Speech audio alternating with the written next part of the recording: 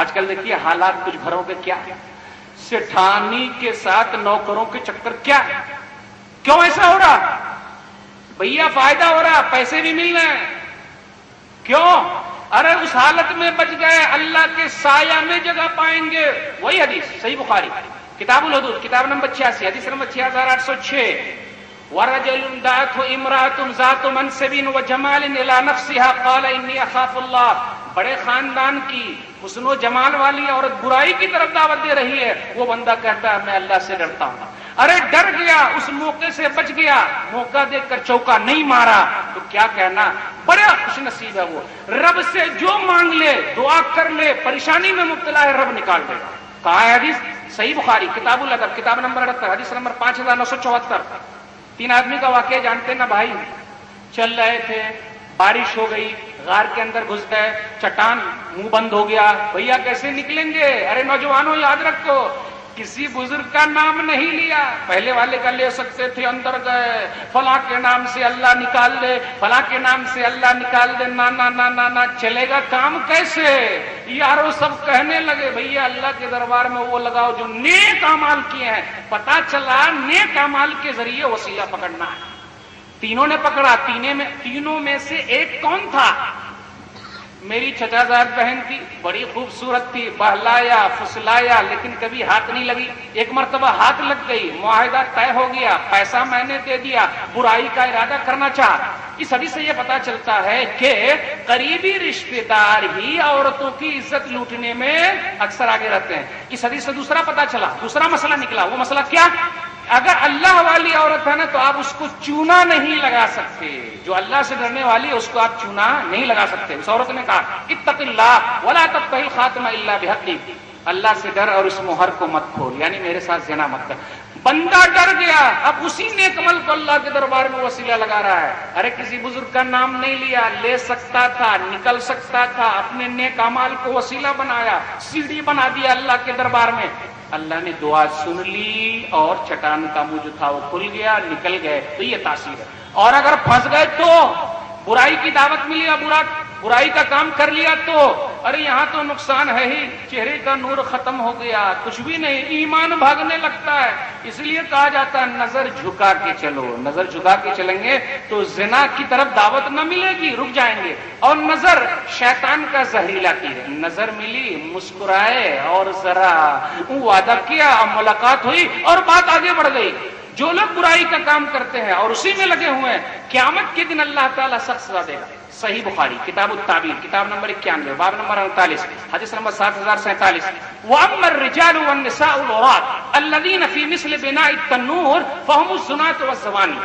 یہ ننگے مرد ہیں، ننگی عورتیں ہیں، یہ وہ لوگ ہیں جو زنا کرنے والے مرد ہیں اور زنا کرنے والی عورتیں تندور کے اندر ان کو عذاب دیا جائے. یارو مثالی نوجوان کون ہے؟ ارے مثالی نوجوان تو وہ ہے جو اپنی جوانی کی قدر کرے، وقت کی قدر کرے. گیا وقت پھر ہاتھ آتا نہیں، سدا دورہ دکھاتا نہیں. الوقت کالسیف ان لم تقطعه یقطعک. وقت تلوار کی مانند ہے، نہیں کاٹو گے تو وہ کاٹ دے گا. صحیح مستدرک حاکم کتاب الرقاق کتاب نمبر 44 حدیث نمبر 7846. اغتنم خمسا قبل خمس. 5 چیزوں کو 5 چیزوں سے پہلے غنیمت جانو. شبابک قبل حرمک. جوانی آ گئی، جوانی کو غنیمت جان لو، کب بوڑھے ہو جاؤ گے. وصحتک قبل سقمک. بیماری سے پہلے اللہ نے صحت دی ہے، غنیمت جانو. یارو ہم اور آپ صحت کو کہاں برباد کر رہے ہیں؟ چڑھانے میں. کہاں برباد کر رہے؟ وہ کھینچنے میں. کہاں برباد کر رہے ہیں صحت کو؟ ادھر ادھر کے کام میں. Health is wealth. تنگ دستی گرچہ ہو غالب، تندرستی ہزار نعمت ہے. تنگ دستی گرچہ ہو غالب، تندرستی ہزار نعمت ہے. وصحتک قبل سقمک وغناک قبل فقرک. بھائی جو اللہ تعالیٰ نے کچھ وقت دیا، پیسے دے دے، کچھ کر لو بھیا، کب غریب ہو جاؤ گے. پھر آگے کہا خالی وقت ملا ہوا کچھ کر لو، کب مشغول ہو جاؤ گے. پھر آگے کہا وہ حیاتک قبل موتک. موت کب آ جائے گی، زندگی جو ملی ہوئی ہے فائدہ اٹھا لو. خالی کہتے ہیں غنیمت صحت علالت سے پہلے، فراغت مشاغل کی کثرت سے پہلے، جوانی بڑھاپے کی زحمت سے پہلے، اقامت مسافر کی رحلت سے پہلے، فقیری سے پہلے. غنیمت ہے دولت، جو کرنا ہے کر لو کہ تھوڑی ہے مہلت. مہلت کتنی ہے بھائی؟ کچھ بھی نہیں. 50 سال 60 سال 70 سال 100 کتنے لوگ کراس کرتے ہیں؟ کچھ بھی نہیں، 1 لوگ ہوں گے. تو جو مہلت ملی ہوئی ہے کچھ کر لیجئے. یہاں جیسا کیجئے گا وہاں ویسے پائیے گا. تو مثالی نوجوان وہ ہے جو وقت کی قدر کرے، جوانی کی قدر کرے. ارے مثالی نوجوان کون ہے؟ مثالی نوجوان وہ ہے جس کو ناحق پکڑ لیا گیا، جیل میں بند کر دیا گیا، وہاں بھی وہ دعوت و تبلیغ کا کام جاری رکھے۔ یوسف علیہ السلام کو جیل میں ڈالا گیا ہے اسی لیے نہ کہ وہ زنا کے لیے تیار نہیں ہوئے تھے، تو ناحق ہمیں بھی ڈالا جائے گا، کبھی کبھی ایسا ہو سکتا، تو وہاں کام کرنے کا وہ ہے، ایک ہی کام ہے ہماری زندگی کا، دعوت اللہ، اللہ کی طرف دعوت دینا، جیسا کہ یوسف علیہ السلام نے کیا۔ سورہ یوسف سورہ نمبر 12 آیت نمبر 39، یا صاحب السجن ارباب متفرقون خیر ام اللہ الواحد القہار، اے جیل کے ساتھیوں یہ بتلاؤ بہت سارے اللہ بہتر ہیں یا ایک اللہ جو زبردست ہے؟ پتا چلا اندر بھی بند ہو گیا نا تو دعوت و تبلیغ کا کام جاری رکھیے۔ کیا کرنا ہے بھائی؟ یوسف علیہ السلام جب اندر کیے گئے تو یہ پرانی کہانی اندر کرنے کی، کئی سال تک اندر سڑتے رہے، لیکن یوسف علیہ السلام نہ نکلے جب تک صفائی نہ ہو جائے، اس لیے وہاں دعوت و تبلیغ کا کام کرنا۔ مثالی نوجوان کون ہے؟ اب میں 2-3 باتیں کہنے کے بعد اپنی تقریر کو ختم کروں گا۔ مثالی نوجوان تو وہ ہے دعوت و تبلیغ کے مرحلے میں جتنی بھی پریشانیاں ہیں سب کو جھیل جائے، یہی اصل ہے۔ صحیح مسلم کتاب الزہد کتاب نمبر 53 حدیث نمبر 3005، لمبا واقعہ اس حدیث کے اندر۔ صہیب رومی رضی اللہ تعالیٰ عنہ کہتے ہیں کہ رسول اللہ صلی اللہ علیہ وسلم نے ایک واقعہ سنایا۔ ایک بادشاہ تھا، اس کے دربار میں ایک جادوگر تھا، ایک کاہن تھا۔ کاہن کس کو بولتے ہیں؟ وہ جوتشی ہوتا نا، ہاتھ دیکھ کر ارے آپ تو بڑے مالدار ہو جانے، او ہو واقعی مالدار ہو، بڑی خوبصورت عورت سے آپ کا نکاح ہوگا، بڑی پھر کس طریقے سے لیتے کرتے پیسوا دے دیتے، ایمان کا سودا کر رہے ہیں؟ نہیں بھائی، اللہ نے جو لکھا ہے وہی ہوگا نا۔ تو کیا تھا؟ ایک کاہن تھا اور ایک جادوگر تھا۔ جادوگر بیمار پڑ گیا، جب جادوگر بیمار پڑا تو بادشاہ سے کہا بادشاہ سلامت ایسا کیجیے ایک نیک لڑکا دے دیجیے۔ ٹھیک ہے، ایک لڑکے کا انتخاب ہوا۔